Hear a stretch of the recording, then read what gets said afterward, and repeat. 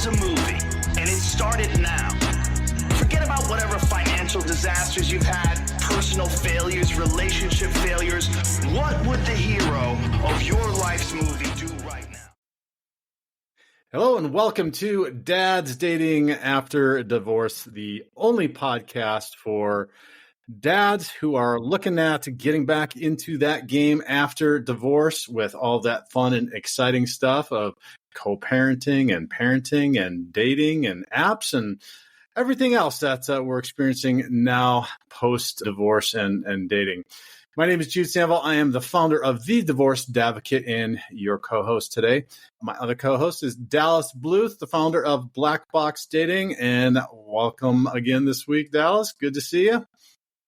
Morning, Jude. Thank you again for having me back. And yeah, looking to jump into another exciting topic here about dating after divorce.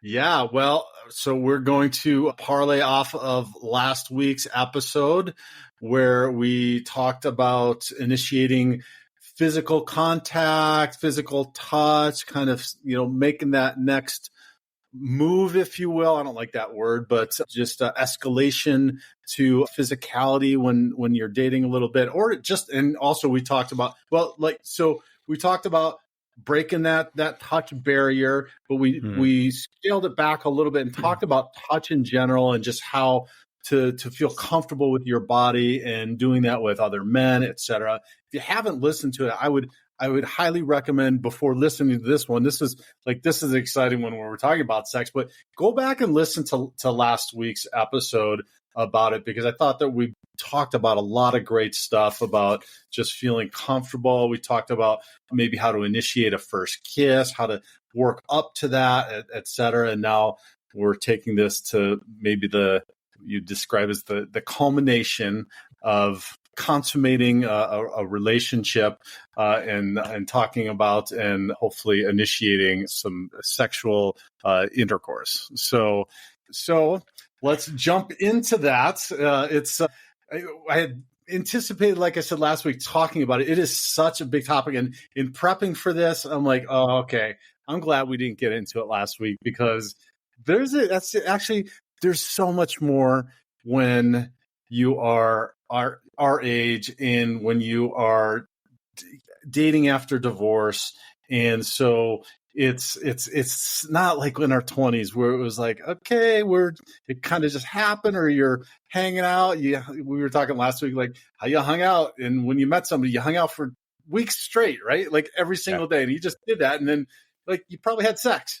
And that just it happened because you were hanging out all night and whatever. And like, it's so not like that anymore. Right. And so just give me some thoughts on that. And then we'll jump into like some logistics, if you will. Cause unfortunately at this point, it takes logistics. Really, you're like a coordinator, a sex coordinator at this point. So.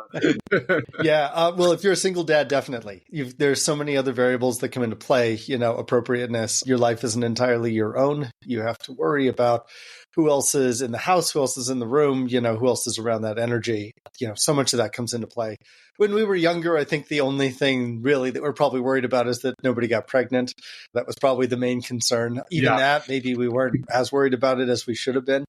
Right. Now that we've been around the block, a few dozen times and, been knocked around a few times, we take it all hopefully a little more seriously. And we realize that, as powerful as the sex drive is in us as men and in all people, it brings with it so many different consequences, both good and potentially bad. And I think the place to start with is just to respect how powerful the sex drive is in both men and women, and to realize that sex drive in a lot of ways is coming from different places. Yeah. And, I do want to mention that we talk about relationships and relating and creating connections, et cetera, with individuals before we get to this point. And I think it's fair to recognize some people listening. everybody has their different feelings around, should you have sex? Should you not have sex? Do you have religious feelings around it? I think that, I'm Christian. I have some strong feelings about that. I think I would like to just safely say that in the context of having a connection with somebody and having feeling that you are connected and are in a relationship that is beneficial to the both of you is incredibly important before initiating or getting into this. And so we talked about some of these skills, and I think you do a masterful job of differentiating some of the jargon and the crap that is out there, which is all just like skills to get to a means to an end to just having sex. And I want to make sure that in listening to this episode, if this is the first episode you're tuning into, like go back and listen to some other ones, because there's a bigger build up to this. And we're not going to talk really that much about that today, but I just wanted to recognize that with anybody that's listening, no matter what your age, if you're a little bit younger or if you're older like us, that's really, really an important thing. Yeah. I think first of all, completely agree. People are coming to sexual encounters with very different backgrounds, very different beliefs, and very different histories. I think I mentioned in the last episode, if you're just getting out of a marriage that had virtually no sex in it, it's perfectly fine to want to express and experience more sex because that has been taken off the menu for you for a while. To what degree you need to be committed, to what degree you need to, however you want to look at the connection you have somebody with sex. The most important thing that you just said is that this needs to be mutually beneficial. Yep. Both people need to be having a good experience as a result. And, I believe it's, I forgot the name of the book, but it's an evolutionary psychology book that basically went into the idea that throughout the animal kingdom, there's sex is a resource. Sexual reproduction, the availability of, male sperm and female eggs, there's a limited quantity, particularly on the egg side with the female side than there is on the male side. But they're all resources, essentially, when it comes to reproduction. And those resources, we can look at it as we are extracting and consuming resources, or we can look at it as we're looking to invest resources. And the important thing is that we are not looking at it from a very selfish, I just want to get laid, I just want to enjoy myself, and I'm consuming women. I'm consuming other sexual resources for my own instant gratification. That for me is the only real moral issue, is that we don't do that selfishly. If both people come to the table and they're both like, look, we just want to have fun. Okay. Both, it's even. The important thing though, is that everybody is coming out feeling better about things, to whatever kind of connection that looks like. Don't be selfish about it. That I think is the most important starting point. Right. And that talk can be, or could lead to, we don't want to have sex and we want to wait, and we want to pursue this in a manner that is going to be something that we're going to save for marriage potentially too. And so that's equally fair also. And that just depends on what your comfort level and what your beliefs and your values are, which leads me to the first part is you've got to talk about it. Right. And this might seem incredibly unsexy and unromantic, but like, we're not in our 20s. It does not happen. We've got kids now. We've got so many. This takes a lot more preparation and intentionality. And what's not really sexy is if like you initiate something and you misread signals and that gets shut down, or you get into the moment and then you get the question of wait, hold on, are you seeing other people? Or or you are like in the middle of it and your teenage kid is not supposed to be with you that morning, and they show up at the house and just walk in the house and you're, having some fun. And so like, that's even less sexy than having this talk. So like, I think that goes into the world of traumatizing for everyone involved. Yes. So the way I'm going to contextualize this and kind of reframe it for the dads listening is having these conversations is kind of a form of foreplay. Yeah.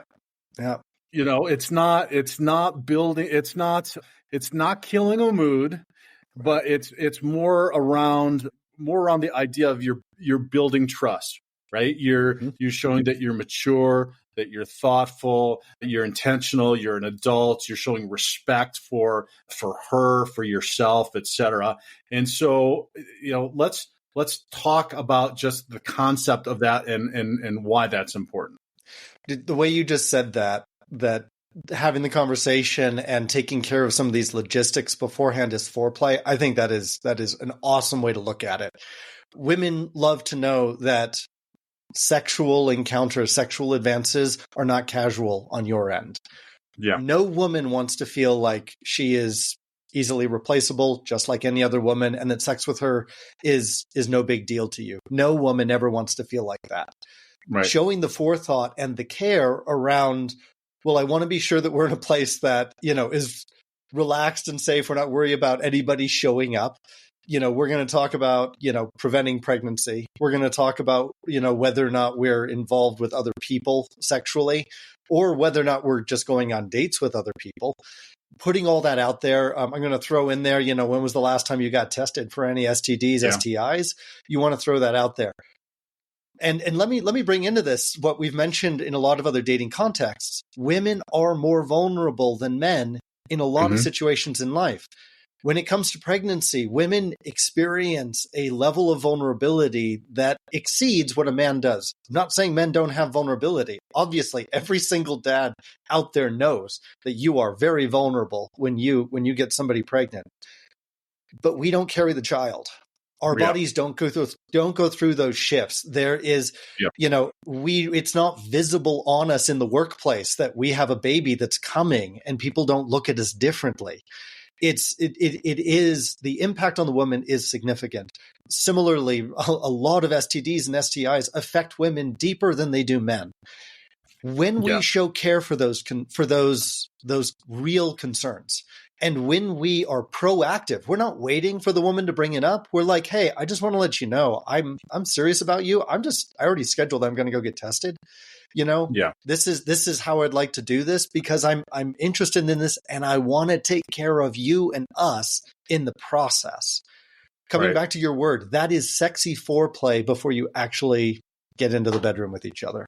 Yeah. And we're going to get into talking about, I think those are two, you just brought up two of the really biggest ones, the exclusivity thing and the STDs or STIs, whatever you call them, is an important conversation. But I think we're in agreement on the fact that, and you know, this can be utilized as a buildup, right? If you do it in the right manner, again, talking about how you prepare yourself, how you are mentally and emotionally, how you step into this conversation, it can create a sexy kind of anticipation and build up to something if you do it right. So if you can think of it in those terms that it is foreplay, if you can make it maybe a little bit playful and create that mystery or anticipation around it, that can be great, and you're building trust at the same time. So that's great.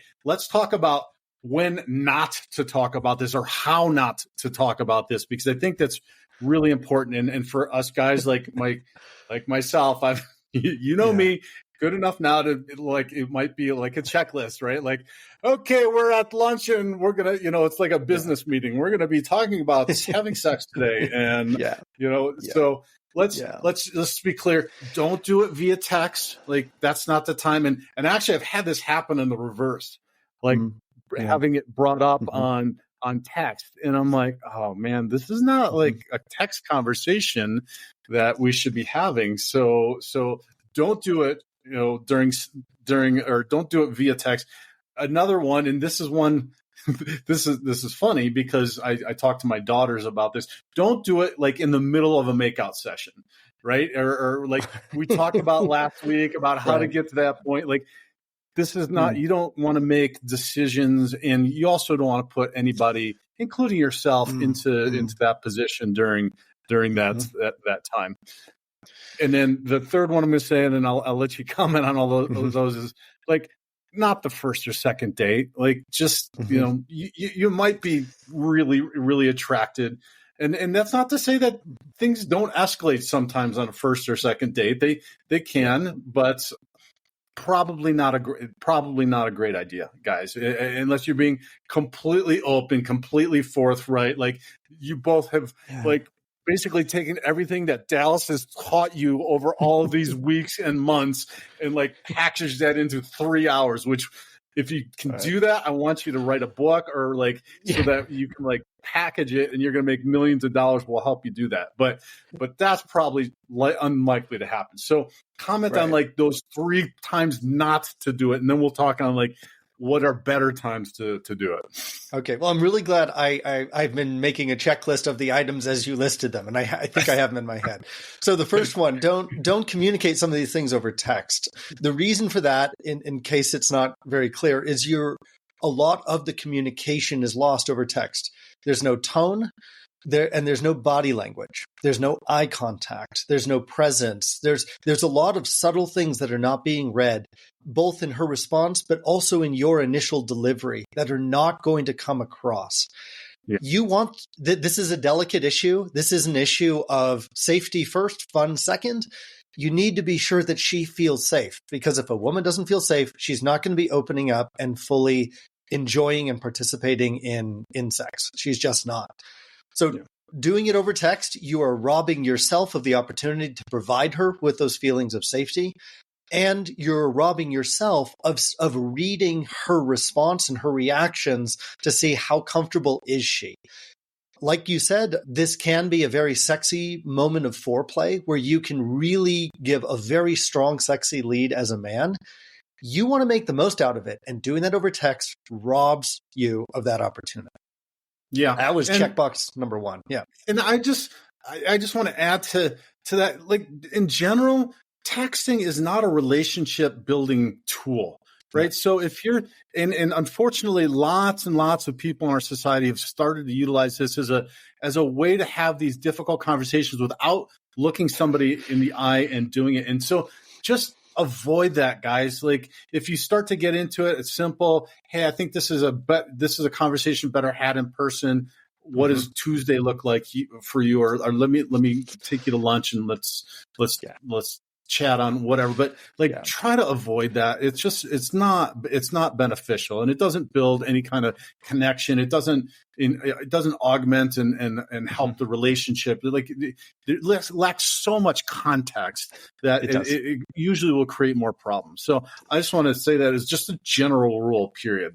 Absolutely. With the analogy, the image I give to the men that I work with is trying to communicate meaningful, important things through text is like trying to breathe through a cocktail straw. It's not meant for that kind of volume. It's just not. It's way too limited and constricting in the connection. So texting is for setting up stuff, quick check-ins, information. You can be a little affectionate, you can be a little playful, but the connection is not built over text. Okay. The second checkbox items was doing it in the moment. Having these conversations in the moment. So you said something really interesting buried in there was you don't want to make any decisions in the heat of the moment. I think that's the most important part, because it's sort of like how alcohol, you get that in your system, in the bloodstream, it starts having chemical reactions, judgment becomes impaired. Same goes for the chemicals in your body when you start getting aroused. Your judgment becomes impaired. You start to make different decisions in that moment of romantic intoxication than you would make when you're sober. You want to make those decisions beforehand of what your limits are, of, have you scheduled a time or gone and gotten tested? And again, doing that proactively as a man and making the decision that you're going to do it rather than waiting for the woman to ask, it is going to make her feel like she is so well taken care of. She's going to be in the mood, but so I feel that you should make your decisions before you're in the moment. But when you're in the moment, I feel that it's okay to share, the feelings. It's okay to share these things. It's okay to share, I'm really looking for this. I just want to let you know this is in the middle of making out. I just want to let you know, I went ahead and scheduled an appointment with the doctor because I just want that to already be, a non-issue. That's incredibly sexy to share with her in the middle of making out. And that could, again, further escalate things and create even more anticipation. Making decisions in that moment, not a great idea. Sharing where you're coming from and what's going on in this whole process, I think that can be quite effective. Yep. And maybe another general life rule is don't make any decisions during a time of heightened emotions. And that can be whether arousal or anger or whatever the heightened emotion is, just stop. Don't. I mean, you can have the emotion and go with the emotion, but don't make a decision during a heightened state of emotions. Yeah. Don't sign any contracts and don't ride your motorcycle when you're in a heightened state. Those are the two rules of life. That's the whole philosophy behind spies and female spies and getting information, getting them in this heightened emotional place and then start asking questions. And it's like, I'm under duress and I'm telling you I love you when I shouldn't. Yes. Yeah, absolutely not. Okay, exactly. And the third point, was like in the first or second date. Yeah, jumping into it, right? Yeah. So, I mean, sometimes you feel it, sometimes it happens, but I think what we have to realize as men is, again, our sexual energy as men is going to be different than the sexual energy with women. Men tend to fire themselves up and be ready a lot quicker than women are. There's good evolutionary reasons for this. There's nothing wrong with it. But realize that hot flame that you're feeling in the moment, that's just a raw hot flame. It hasn't been tempered yet. A tempered heat, a tempered masculinity. And by tempered, I mean, you said, you know what? I am so ready to take you home right now, but it's only been 2 days. And I don't want to do that just yet. If that's what I'm sharing with a woman, and I'm not asking her, and then based on her reaction, I'm making that call. If I'm choosing to temper myself just because I feel like it's the way I want to be, and part of that could just be I want it to bottle up in her more. I want her to be just as hot and ready for, this exciting sexual encounter as I am.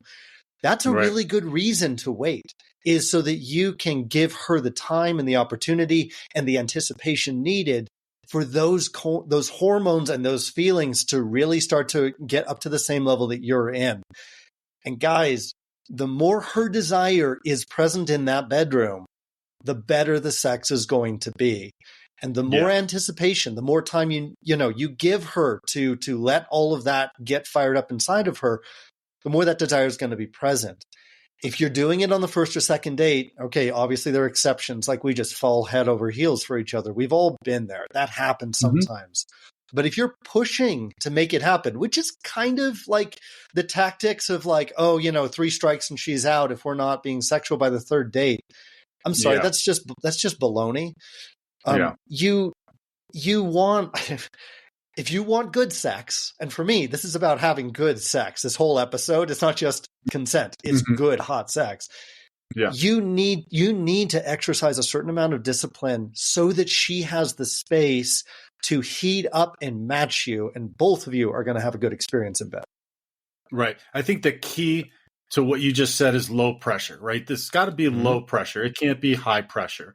And tell me what you think of this. Is basically, I feel like for guys, if you're ready, then you should wait just a little bit longer, right? Like you're ready, but just wait just a little bit longer, because then you're probably going to match the time frame where, we've talked about women being slow cookers, right? Like we're on fire, they're slow cooking. If you're ready, maybe just say, okay, I'm ready now, but I know that I need to wait just a little bit longer because that's going to match. And hopefully you're cognizant of and aware enough to read where she's at. But if you're not, and you just need something that's like a marker, like you're ready, wait just a little bit longer, okay?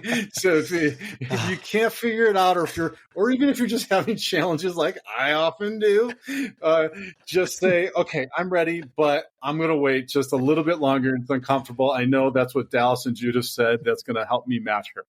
Is that fair? Do you think? It's totally fair. It's totally fair. Right. And, it's common. I think it's commonly understood or accepted or at least believed that, men are less sensitive to social cues and being intuitive than women are. You don't say. And I think it's true. And it's, and I've been doing research lately, about the autism spectrum to sort of learn more about this because, and I'm listening to some of these descriptions and I'm thinking, okay, I'm generally considered to be a fairly intuitive, sensitive guy, but I think I might have autism, like I might be high functioning.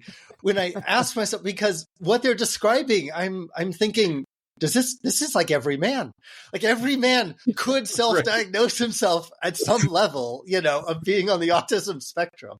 Now, obviously I am saying all of this in jest, and I'm not making fun of people with autism, and I'm not making fun of my next date when I get in trouble. Sorry, I think I'm on the spectrum.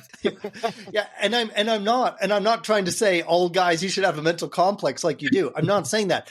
I'm just saying that, out of the gate. But the advice you just gave, which is what is a good rule of thumb that we can use consciously, that we can use, in as a placeholder of intuition and sensitivity, that's actually one of the tools that people that are on the spectrum use very regularly. We need to break it down to simple, basic things. Okay, so doing this with my head where I'm making eye contact, essentially having a mental timer going of how long you've been talking before you pause and check in with the other person. This is something that actually every man should practice doing, probably every woman too, but we're talking about the man side. Right. Learning how to do that. So having a rule of thumb saying, you know what, I'm ready. It's a fairly good assumption to say one of the two parties is ready when I'm ready. That's a good starting place. And then pause and ask yourself, okay, so how ready, if I had to guess, how much is this woman at the same level of ripeness for having sex that I am? Mm-hmm. And you just pause and you ask yourself that because you know that statistically speaking, guys are going to be ready faster than girls. So you hit the pause and you ask yourself that question. That's the main challenge is to slow down and ask myself, if I had to guess, what is she feeling? Not where do I want her to be, but what is she showing signs of being in the state? Yeah. And when you say, you know what, she looks like she's just as hot and heavy and ready to go as I am. Okay, then you know. Then you know the two of you are at a similar place. And again, if your goal is to be at a very similar level, that is going to take the pressure off of her. That's going to show quote unquote sensitivity. That's going to show patience. That's going to show all of the old time word is gentlemanly qualities that every woman wants, that shows respect. The respect is just giving her time to warm up and get to the place that you're in much quicker. But right. I think it's good, like you said, to have a rule of thumb in place. And then that rule of thumb within it is our opportunity to develop the sensitivity. Right. And so we want it to be low pressure. And part of that is the communication. So you're having the talk. Some of this feedback is going to be actually from having the conversation with her. And so I feel like we talk about low pressure, but also a good time to have a conversation is when you are connected. Like I've got a few different situations, but they all boil down to that you're having a moment or some time of real connection with her. You're not texting. You're not on the first date just doing intros or out dancing or whatever it is. You're maybe at the end of a great date would be a good one, or maybe in the middle of when you're relaxing somewhere, having a relaxing time, maybe glasses of wine together or relaxing on the couch or something like that, where you're in a moment where you're having a connection to where she's open, where you can then have a low pressure conversation and then bring things up like, hey, I'm really enjoying where this is going. I'm feeling like a strong connection, like some conversation around that. And then that's where you're gauging what she's feeling, because then that just it keeps it an open-ended conversation. She's open. It's an open-ended conversation. And then you can gauge and you have to do less guessing. Is that fair? You know, Yeah. does that make sense, or is that off base? So the word conversation for me is always very neutral. And Okay. neutral places for me are not the most effective places Okay. when you're looking for masculine and feminine polarity and dynamics and taking it to a hot place. For me, the idea of I want to have a conversation about having sex, I want to avoid the feeling of it being a conversation as much as possible. If I'm telling her, hey, you know what? I actually already got tested because I'm into you. I already decided a while ago I'm really interested in dating with you. I went ahead and got tested to make sure it's out of the way. That for me isn't a conversation. That for me is simply telling her and giving her, a gift on my end of my own preparation. Okay. And I don't need her to really say anything in return. I can, and I don't have to share that immediately when it happens. We can be getting up to the point where we're feeling the anticipation, we're ready. And I can go, well, by the way, I got tested 2 weeks ago because I already knew that I wanted to be with you. And I wanted to make sure that you were safe in the process. Me saying that is not a conversation. That was one-sided. And she's like, thank you. You did what I wish every man before had done, which was completely remove the awkwardness from the moment. And if she says, well, I want to get tested too, I'll be like, that's fine. I just wanted to make sure that I'd already cleared the path on my end. You go do what you need to do. And again, I guess you can call that a conversation, but we're not really discussing. We're not coming to a mutual decision, I'm telling her what I've already decided. And then I'm letting her decide what she's comfortable with on her end in return. And that for me maintains the hot, spicy dynamic. Okay. I agree with that. How do you then have that same approach in talking about the exclusivity part of it then as well? Because that's those I think we agree are the two big ones to kind of chat about. And what is that conversation or non-conversation statements? Let's use that, because I think that's a better way to describe what we want to do. We want to be making statements about what we're feeling, or directions, or stuff like that. Is that a better way to describe it? That is so perfect. And so I'm going to make statements. So when it comes to exclusivity, I certainly hope that I'm not trying to define myself and who I am around exclusivity based on my interaction with this woman. I should have figured out long before I met this woman where I stand on my level of exclusivity when it comes to sexuality. And the way that statement would come up is, I'm talking to the woman and say, just so you know, I'm the kind of guy that only sleeps with one woman at a time. I'm only interested in being with you and not with any other women, because that's what I'm like. She wants to know that you're being exclusive because that's part of your DNA, because that's part of your psyche, your makeup, that's part of your identity. I mean, gosh, going way back to like episode like 1 or 2 that we did, these questions of identity. I'm the kind of guy that is only sexual with one woman at a time, and there's a break in between. That's what I'm like. I'm not telling her, hey, do you want to be exclusive? Do you want us to be exclusive? That sounds so much more wimpy, because first of all, it's a question, not a statement. And second of all, it's all contingent on my relationship with her. And that causes a burden on her end, because she's going to wonder, well, but what happens if we are not quite in that place? What if we get a little shaky? That then is his exclusivity also going to become shaky? Is it also going to be sort of put at risk? Where if he's telling me, look, just so you know, if we get to the place, where we're being sexual, I'm only going to be sexual with you because that's the way I roll. That's just what I'm like as a man. Again, that's a statement. I'm sharing it. Most women are going to be like, dang, that's hot. That is exactly what I want to hear from a man, because it makes me feel safe. And and by the way, like I can see all the guys out there, but what about being a nice guy? And you're bringing up exclusivity. Yeah. Let me just finish it. I'm not saying, hey, will you be my girlfriend? This isn't coming from a needy place. I am sharing and making statements about how I define myself and how I identify myself. That's not being a nice guy. That's being a self-defined man. Very, very different. That's what I was going to clarify, that, which you just did perfectly. And the other thing I was going to note is it feels counterintuitive.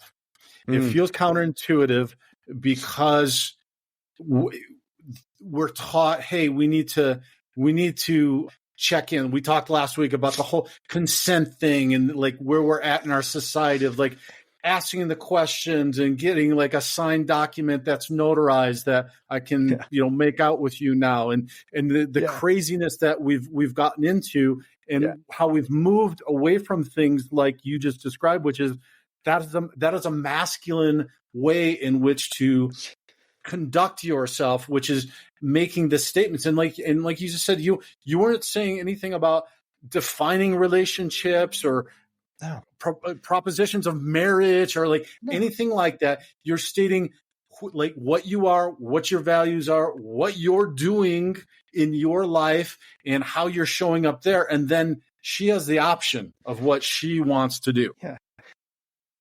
Yeah. And let me add one more piece. I'm telling her what she can expect from me if she becomes involved with me. Yeah. I can tell her what she can expect from me if she gets into a relationship with me. And I'm telling her what she can expect from me if she gets into bed with me and we become sexual. Women want to know that they're safe. That is ingredient number one in order for any romance and sex to be happening with a woman is they have to feel safe. Letting a woman see who you are and what they can expect from you as an individual separate man from them, what they can expect from you, that is the highest level of safety that they can feel. If what they can expect is based on some kind of arrangement or agreement or a conversation that is two-sided, that is going to be inherently weaker than me simply presenting, this is how I deal with STDs, STIs. This is how I deal with being sexually exclusive. This is how I deal with pregnancy. And to come back to your point, I need a certain level of emotional connection in order for me to be sexual with a woman. This is important to me. If we don't have an emotional connection, I'm not interested in being in bed with you. When you share these pieces, which are, again, every woman wants to hear these things from a man, don't use these as lines. Find them within yourself, because when you have these wires plugged in inside yourself, you are setting yourself and her up to have a really, really hot sexual sex life together when you do that. But again, coming back to it, statements as opposed to conversations, way more effective, way simpler, way shorter, way cleaner. And it leaves the woman just going, boy, why would I not want to get involved with a man who's bringing all this to my doorstep? Yeah. Okay. And so that gets us to the point where we might have some consensus, if you will, that, okay, we're nice. Kind of both ready on this, and you've kind of stoked that fire and you're getting things up to a nice Jude's about boil, to take his shirt off. I can see it. Yeah. No, we won't burden anybody with that. But makes me want to go to the gym, right? Get a good workout in. I want to look good naked. Yeah, exactly. But so now the logistical, like the least, like if talking about exclusivity and STDs and tests and stuff, we're not like unsexy enough. Now you got to become like a logistical coordinator. You've got jobs. You both got jobs. You live like who knows how far away, and you have kids and schedules and all kinds of other stuff. And now you got to become a logistical coordinator to actually then figure out, like, it's not going to be the back of the car, right? Hopefully, right? It's not going to what's wrong with the back of the car? What's wrong with the back of the car? The back of the car can be fun. Probably not, to start out with. But anyway. No, probably not the first time, yeah. Yeah. So how do we then make that in this masculine frame that you talked about, making statements, coordinating this, like, this seems really, really complicated now. It's like, okay, even if you've masterfully got to this point, you've got the calendar. Whose place is it going to be at? Like, Yeah. what time do you got to get up in the morning? Like, how do you know? Yeah, seriously. When was the man, last time I showered? What's the state? Shit, Yeah, if I it's didn't like work all day. crazy, Yeah, right? What So how are do my you feet do going to that? smell like when I take my shoes off? Yeah, Yeah. all of that comes into play. All of it. Okay, so here's the real trick, which is the thing underneath all of that. So there's a logistical question, which I'm going to say is creating a space and a container of availability in which sex can happen.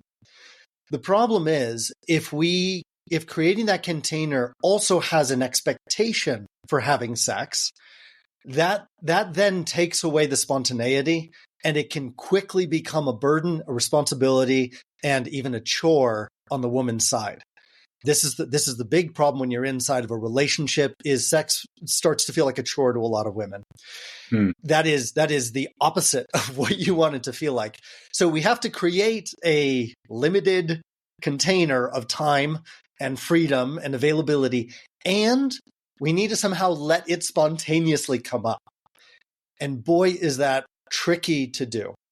And the way you have to do that is you have to realize, as a man, I've got my plan of action. I want this to happen. Cool. Awesome. That's great. And you've done everything. You have to let go of your plan, because if sex is just you executing step 13 of the plan, that's not going to feel spontaneous and attractive to her. She's going to feel like she's just another mechanical component in your plan. That's not going to turn her on. That's not going to make her feel like the beautiful blossoming flower of the moment that you can't resist. That's how she wants to feel. That's the experience. So the trick is, you've set up the plan, you've created the conditions. What is the Flight of the Conchords, business time, conditions are perfect for having sex. If you haven't seen this video, look it up on YouTube, business time. I haven't. Conditions are perfect. There's nothing good on TV. Conditions are perfect. What you want to do is, when you get into that moment, you have to let go of your plan as a man. You have to let go of the expectation that this is going to happen, because letting go of the expectation, paradoxically, is what is going to increase the chances that it will happen. And the way that you do that, so if you let go of your plan and then you're just waiting on her, that's still a burden. That's still just anticipation. You're still planning and waiting, but you've now just handed the control over to her side. And that doesn't feel good. And that's a burden on her. And then you feel completely powerless. That doesn't work either. What you want is the third option. You've let go of that plan. You don't know what's going to happen. You're in the unknown. You don't know how this is going to play out. It might even happen in the backseat of the car after the concert. It might. You have to be in the unknown of how it will play out. And in that unknown moment, you have to check in with yourself and ask yourself, when am I really feeling that chemistry? When is the moment arising in me? Okay. And then you share that arousal, that moment of arousal with her. And you're like, and it could be, let's say you're out at a concert, it could be right in the middle of the concert, and you're like, God dang it, I wish this concert would end because I really want to be alone with you. Okay. I didn't plan to say that in the middle of the concert. I didn't plan it, but that's what I'm feeling in the moment. And I'm sharing with her my real-time desire for her. And she knows the difference between a scripted, planned line and one that is coming from you in the moment right there. And when it's coming up, she's like, boy, this guy's, he feels it when he feels it, and he wants it when he wants it. For all you know, she might say, you know what? I am too. Do you want to cut out of this concert early and, get back? Heck yes. Never mind the concert. We're gonna seize the moment. So if you follow your intuition and you let it come up organically and naturally inside of you, that is coming from a place of feeling inside of you, and emotion, not your head, from feeling. Mm-hmm. And women are feeling creatures. They want to respond to your feeling. And when your feeling of desire is really present in the moment, that is what's going to communicate to her and have the greatest impact on her. Okay. So if I'm understanding you correctly, it's that you can create opportunity for it and have intentionality around it, but don't be tied to an outcome. Is that a fair way to describe it? Yeah, create the container. but don't dictate how it's going to play out inside that container. And like you said, don't try to control for outcomes either. Right. So you're still creating the opportunity through scheduling a time to get together. Maybe that's a dinner, or maybe that's your cooking dinner, or whatever. Maybe it's a concert, or maybe it's a weekend away, right? Like or an overnight to the mountains, or something. So you're still creating the environment for the opportunity. Your intention, right, is that you would like that to happen. But again, I think your point, and I just want to highlight this, is that like you don't know what happens throughout any given date or time frame. Like something might happen, and then it's just not there, right? And it could be for you, it could be for her, it could be a circumstance that comes up, and so the best laid plans are then like, oh, well, it was great, or it was fun, or it was a catastrophe, right? Like I've had lots of those too. Yeah. And you just can't be tied to the outcome of what you wanted it to be, because then it's just not going to be the experience that you both want. Yeah, it's not going to be sexy. It's going to feel forced. It's going to feel controlled. And most importantly, it's a plan coming from your head. A woman doesn't want to feel like she's just step whatever in your plan of getting laid. That's up in her head too, because you're coming from your head. From your head in your plan, you're creating the opportunity, you're creating a container, whether it's a weekend away or whether it's just cooking dinner together, you've created this container. What happens inside the container, you need to let that be a spontaneous set of events that are coming from a place of feeling. They're coming from in the moment, because the more you're coming from a place of feeling and urge and raw in the moment spontaneity, the more that's going to connect with her feelings and spontaneous nature, the more effective it's going to be to really arouse her and turn her on. We have to trust in that. And to your point, things might not play out. Like, oh, somebody had a bad day at work, something happened. Oh my gosh, it actually turned into tears and now we're crying, and we're holding a woman when we thought we were going to be having sex with her and all these things. Dude, go with the flow. Go with the flow, be, let go of the plan. Dude, I know it's hard. Every man has a plan and we want things to happen. Let go of the conscious plan. Let the feelings happen. Follow her feelings. She'll follow your feelings. And we've all been in this place where suddenly, it's like, oh, there's only 12 minutes left in the date. And suddenly somebody just got turned on. They were crying for the last 20 minutes. And suddenly now we're horny. And we're going to have the best sex. And that sex is going to last exactly 7 minutes and 28 seconds. Because there is so much emotion that has been built up. And you know what? That's some of the hottest sex that you can possibly have. Because you didn't try to control it. You didn't try to you plan the container, because you have to do that as a single dad. You have to create these moments of opportunity. But inside the container, you're a totally feeling man. You're a totally spontaneous man. You're a totally in the moment man. And you're not worried about it because like she knows, well, it's like right now we need to be emotional. We need to talk about this. We need to unload all this. And suddenly you turn around and she is so ready for it. Yeah. You cannot plan that. You cannot create that. You have to be in the moment for that to happen. Yeah. And so I do want to clarify when you're talking about not controlling, there are components of what you can control here, because you have to. The logistics you have to control. What you're describing as the container. That's the logistics of, okay, we're cooking dinner together at my house on Wednesday. You don't have your kids. I don't have my kids. And we've got the evening. There's a movie we've been talking about watching, and we're going to watch that, and we're going to do so you are controlling some logistics. You're controlling the environment that you are creating. Let's put it that way. Yeah. The safe container for these things to happen in. Yeah. Yeah. The container thing always gets me. I don't know that it doesn't resonate with me. I don't know if it resonates with guys sometimes, like environment, the opportunity, so here's the reason. Okay. So here's the reason I'm saying it's a container is because there is a barrier. I have set up a fish tank. Okay. I have set up some kind of a some kind of space, and there is a barrier of what's outside of this space and what's inside this space. That's why I'm calling it a container. I want the two of us to have a space in which we can be free, and we know we have this time, and we're protected from outside influences. Okay. They are outside of the container, and what's inside the container is free and clean and can do whatever it wants and be spontaneous and have fun. We don't have to worry about, kids coming home unexpectedly on days that weren't ours. We don't have to worry about, people from work calling us and interrupting. We've created a barrier which insulates us and protects us to have a space in which we can do whatever we want. Yeah. So for me, that's why I call it a container. Right. And that's what we have control over.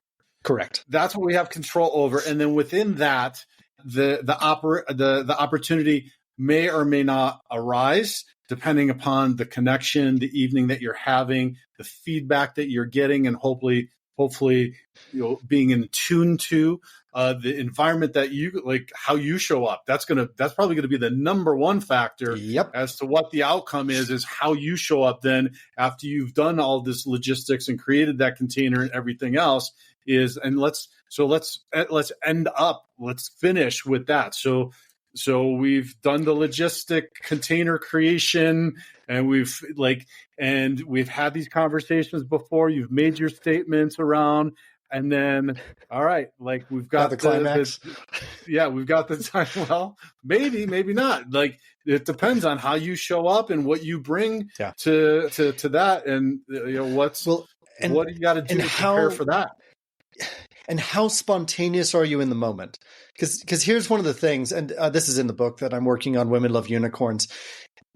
Men that have a spontaneous component to themselves. We have structured plans, but then we also have spontaneity. That spontaneity in the moment, I'm going to share how I'm feeling. The spontaneous is, wow, we need to turn off the stove and stop cooking because there's something really important that needs to be shared here. And it is way more important than us getting this meal cooked. We're changing the plan. Being spontaneous like that is very sexy to a woman. She wants to know that you can read the moment, and this is really the guiding principle is that you grant permission to do what feels right in the moment.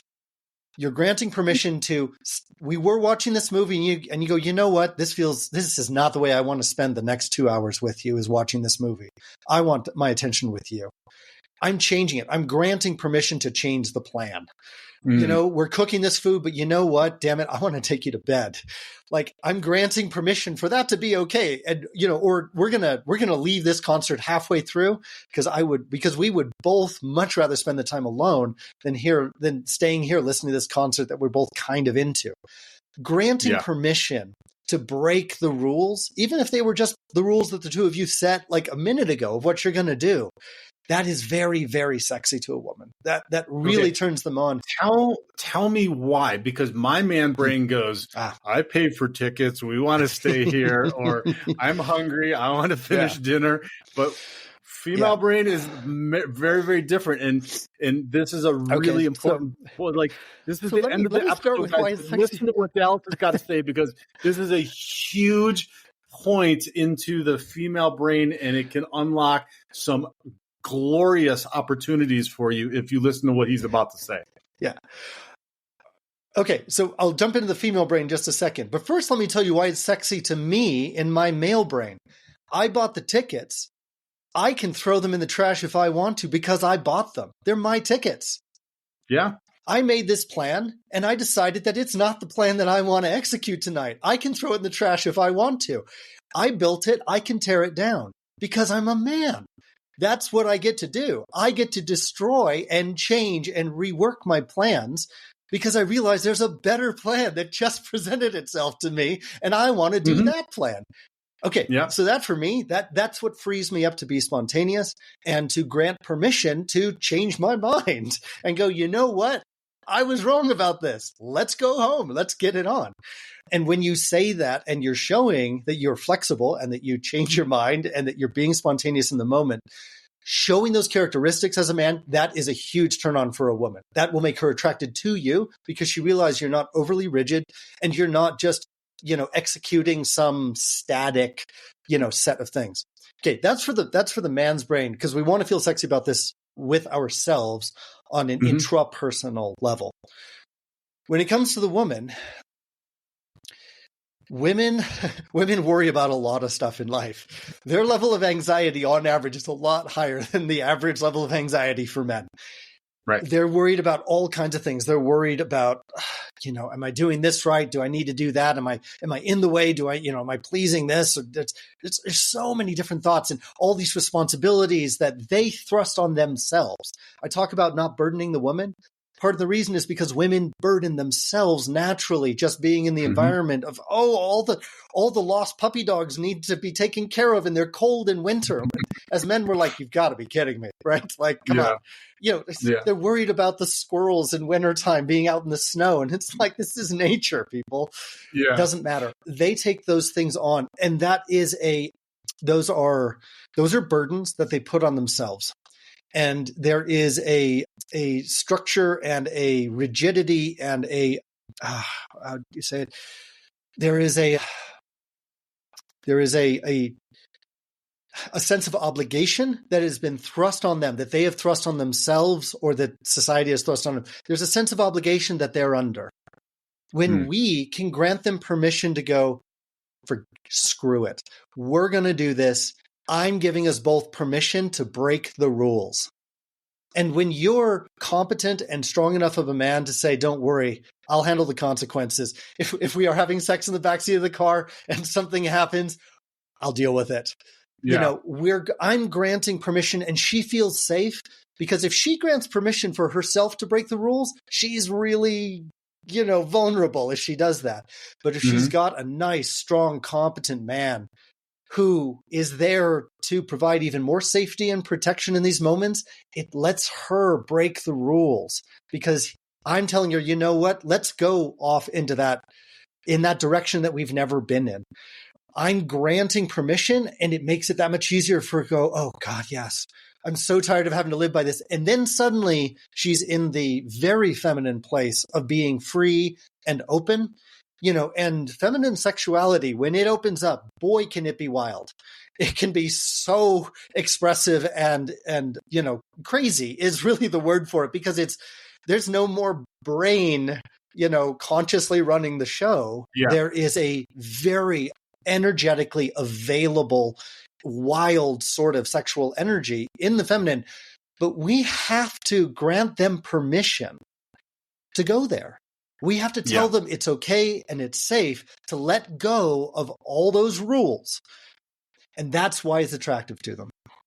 So we talk all the time about the different ways, well, I do at least, right? Because I'm got male brain. And we talk about the different ways in which we think. And women are very, very driven by emotion. That's why they change their minds often and are kind of like, we've described it in the past as they're like the sea, and we're like the ship in the sea, and the sea's like kind of going all over the place, and good weather, it's bad, like it's all over the place. And so what you're describing is by being spontaneous yourself, by us allowing that within a context, right?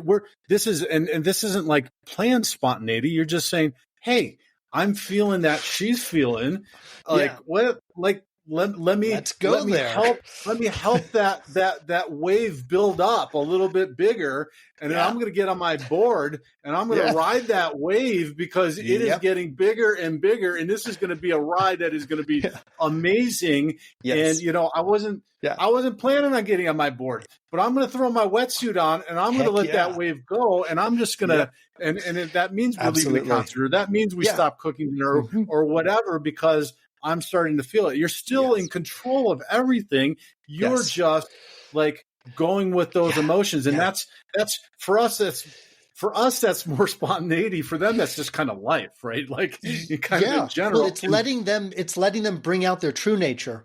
And it is being spontaneous. And you said earlier, a planned spontaneity. That's a total oxymoron. We cannot plan the spontaneity. We plan the container. I'm sorry, I'm just going to keep using the term, where we have an internal space that's for us, and we and everything is outside of the boundary on the other side of the container. And inside of that is, guys, and this is the hard switch to make. You let go of the plan. You embrace the unknown. You let yourself be in the moment. You let yourself go, nope, not feeling it, not feeling it. Nope, now I'm feeling it. And you share that with her and she feels it and you're in that flow. And then that wave, like you're saying, it starts to surge. Gentlemen, that is when you grab your board and you catch that wave and you ride it. And you cannot create that wave. All the planning in the world doesn't create that wave. The planning creates the container, the space, the availability for the wave to surge and for you to ride it. But you cannot create that wave. Yep. And really important. The opposite. And so to just bring it full circle and put a bow on it, the opposite is there might not be a wave. And don't be tied to an outcome, right? The weather conditions might be great. You might have your suit and your board already, but it's just not. Yeah. And that's okay. Also, because you mentioned much earlier, if you allow that to build and she knows that there's safety in that not happening, that the next time, it's going to be better. And maybe not the next time, maybe the 2 or 3 times, whenever, but it's going to happen.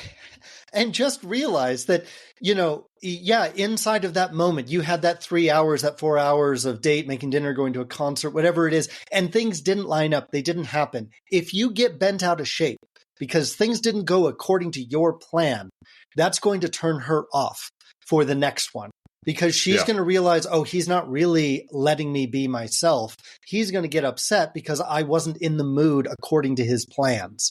Okay, that's not going to help for the next time. If you're like, it didn't happen. I mean, okay, I'm a little bummed. I wish it would, but it's totally fine. The more that you're in the moment, allowing things to flow the way they are, you'll be amazed that the very next night, she's like, oh my God, I want you so bad. Is there any way that you can drive over after work? Can you cut out from work like just an hour early before you pick up your girls from school? Because I really need to jump your bones. Like after last night, I am so turned on. That can suddenly appear out of nowhere because you've allowed the flow to happen. Yeah. Guys, you have to realize like there is so much value in creating that masculine frame in which all of these things can happen. And you have to allow for the fact that like you're fooling yourself if you think you're actually creating any of this. You're not. You're creating an opportunity. You're providing her with a steadfast, solid rock that she can count on. But you have to catch the wave, as Jude says, when it appears, not when you create it. Yeah. Dallas, last thoughts for the dads. It was a lot of information, guys. I know, and it every time I listen to Dallas, I get very excited and motivated. But then I walk away and I'm like, oh my God, we talked about waves and slow cookers and containers, and I'm like, holy crap, there's a lot. I need to go back and I need to listen. On that point, get involved with Dallas and the community and the guys and the field work and all that stuff. I say it every episode, but again, there's no better way to learn this stuff than from the master and being involved in the community. Yeah. But last thoughts, my friend. Well, okay, last thoughts. 2 pieces of advice for when you are finally riding the wave, clothes are off, you guys are in bed, 2 pieces of advice. One is the man's sexual satisfaction is much more guaranteed than the woman, statistically speaking. Mm-hmm. So make sure you're focusing on her enjoyment and her pleasure more than your own. A lot of guys forget this, and all you're really doing is balancing the scales when you're doing that. And the other thing to keep in mind is slow it down, take your time. She'll enjoy it more and you'll just extend the moment more. From women, these are the 2 things that I've heard from women again and again and again. They wish men would take more time to really focus on the woman's pleasure, and they wish men would just take more time in the whole process. Keep those 2 rules of thumb in mind. Like we said, all men struggle slightly from autism, so keep those things in mind, and then try to read the moment and see what there is. Jude, what last pearls of wisdom would you like to throw in there especially from the dad side of all this? I don't have from the dad side of this to just piggyback on what you said. why wouldn't you want to extend this as long as possible, right? You've had all of this build up, all of it, just enjoy it, man. Then ride that wave. Like, hopefully it's taking you a long, long way, right? Like, and it's the only time this month, like, so enjoy it, like bask in it. Yeah. So I guess because we are busy dads, and like then you're gonna have to go through all this to schedule and do all that another time. Like, take your time. I agree 100%. Enjoy that. Like, be awesome. There and present, and make it awesome for both of you. So absolutely. Cool. Well, right, Jude, my friend, I know we've got another. I know we've got another Q&A session coming up here soon, don't we? I think it's when this episode drops. I think it'll be November 20th. So let's see. So tell the guys how they can get the details for that, so they can jump in with live Q&A here with both of us, and ask even more stuff that we can't actually say on the air. Yeah, right. Exactly. We can get very intimate and detailed, and maybe hopefully not too graphic, but Jude promises to keep his shirt on. He promises. Jesus, everybody is praying for that for sure. If you check out probably the easiest way is go to the divorcedadvocate.com and then go to the events page. And on the events page, it's got all of our events for the dads, but it's got the Ask a Dating Coach Q&A, which is Dallas. And then you can find the Zoom link there. You can add it to your calendar directly there. So the events page at thedivorcedadvocate.com. And guys, if you've got anything else going on during your divorce, post-divorce, we've got resources for you there to check out the rest of the website. And Dallas, how do they jump into what is the community? What do you call the community? It's just the Black Box. Yeah, Black Box Men, Black Box dating community. I mean, you're in the community if you're a part of the men's coaching program. And the men's coaching program has included, it's a monthly subscription, very reasonably priced. It comes with the Level 1 Dating Mastery for Men. It comes with weekly office hours where there's a motivational topic and we can discuss anything going on in your dating life, from what's a good dating idea to what do you say in your text message to, we're looking to take this to the next level, maybe into the bedroom. And, I'm not sure quite how to do that. She doesn't seem to be responding. And the last part, which is really kind of the icing on the cake, is the field work that we do in person the last Friday or Saturday of each month. Jump on over to blackboxdating.com to check out all those details. All right. Jude, Dallas, this has been always a pleasure, my friend. Great conversation. I appreciate it. I appreciate all your wisdom and sharing it with everybody. We'll talk next week. Thank you, Jude. Talk to you next week. Take care. Be the hero of your own movie.